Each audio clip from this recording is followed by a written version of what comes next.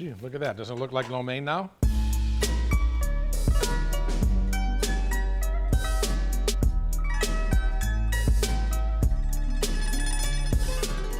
There's a big problem nationally now. I don't know if you know, but they say over almost 50% of university students today have some form of food insecurity. Now, what I mean by food insecurity is that you don't have enough money in order to have good nutrition on a daily basis. So either you are hungry, which is very common, or you may not know where your next meal is coming from, or you do have food, but it's really not enough food to keep a healthy diet in order for you to grow properly, and we are all still growing. On a budget, one of the most popular dishes with students is good old ramen. It's a really versatile dish. On its own, in the bag, it's really not very nutritious. But there are ways that we can take ramen and make it into multiple meals, whether it is a soup or we use just the noodles. We can use leftover ramen to make new dishes, or we can take your leftovers from another meal and put them with ramen to make a new meal as well. Well, now that we've been talking about ramen, let's take a look at how we can create some recipes.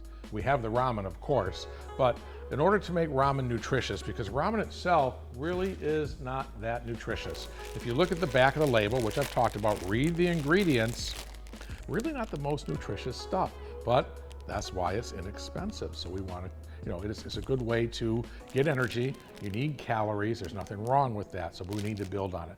So I've got mixed vegetables. I got corn, I got peas. Then on my tray, I've got a large amount of stuff I've already done for you of fresh vegetables. I've got carrots and tomatoes. I've got zucchini, mushrooms, green onions, celery, peanuts, onions, carrots, okay? Things that you might have, whatever you like. This is what it's all about. You're making it for yourself. You put in there what you like. First thing I have to do, I need to warm my pan. So we want the pan to be hot.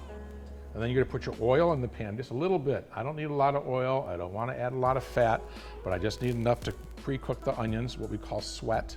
So we're gonna add a little bit of oil. Goes about a teaspoon, maybe 2. Drop our onions in. Maybe I'll add a little bit of celery for flavor.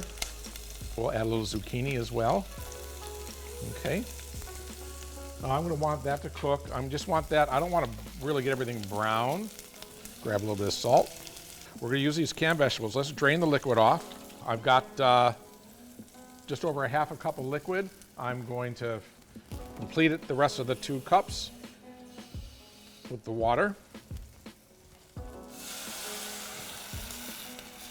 Add that to the pot, and we're gonna let it come to a boil. So we're gonna preheat a pan, just like I did a minute ago, with some oil.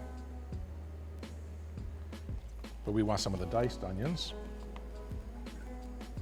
some mushrooms, more onion, have that sizzle, little green pepper. I get carried away. Once I know I have stuff, I've got to do it all. Soup here is boiling. Our water is ready to go. So what do? We're going to add our ramen, then drop them in. And we want to do about 3 minutes. So you'll kind of know when they're done. And some garlic. We'll talk about how to deal with garlic real fast. The easiest way you want chopped garlic, just take your knife, lay it on the garlic, take your hand and work out your aggression. We can do a few little choppy choppies, that rocking motion with the knife. And I'm gonna throw that in my pan. I have some ready to go noodles, okay, in my pan, and saute them up. The noodles are almost done. We can add our canned vegetables. Now we got a nice, beautiful, colorful bowl of ramen going on here.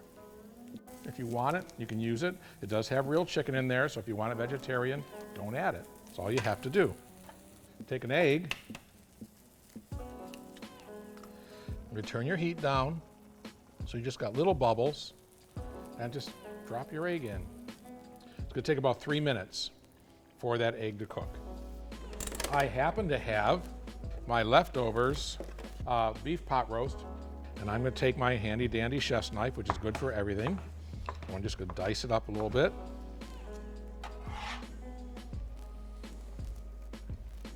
So we're gonna flavor this up now to be like a lo mein, which is really simple. And these are some good staples for your pantry.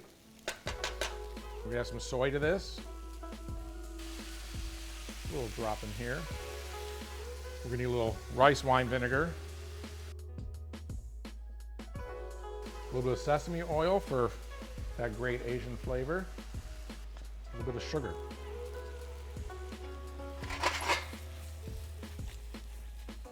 Gee, look at that. Doesn't it look like lo mein now?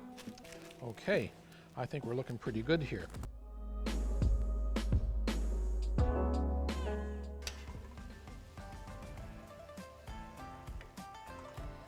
For fun, I have some wasabi coated sesame seeds.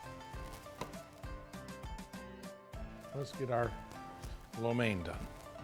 There we go. Turn off the fire. We have a lovely beefy lo mein.